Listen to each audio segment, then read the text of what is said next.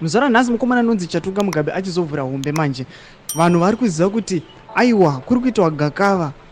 General Chiwenga vakangoti zi zvavo vachiona zvese zviri kuitika pana patiri kumbovanzwa vachimbokomenda vati muzora nhasi aiwa vachizouya vakatokonyiwa nemukomana anonzi Chatunga. Sana pinda mashoko abuda ashinyora paendo pake noti bo subscribe or like on the bell icon. Munomuziva Chatunga, one of the former president SADC Mugabe, anouya paendo pake poster General Chiwenga ne the constitution of Zimbabwe unyora achiti these vocal opposition politicians must know that the constitution is just a book that was written and endorsed by the people before being accepted by the parliament and signed into law by the head of state president.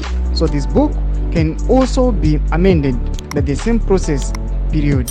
Anobva posta the constitution aiwa na General Chiwenga vacho ndobva ati aiwa vanhu mukataura zvekuti 2 term limit kana kuti it's no time to step down. Ari kuuya achitaura masviko ekuti zvinhu zvinokwanisa kungoeditika izvi zvogona kungoya zvongorevhisiwa.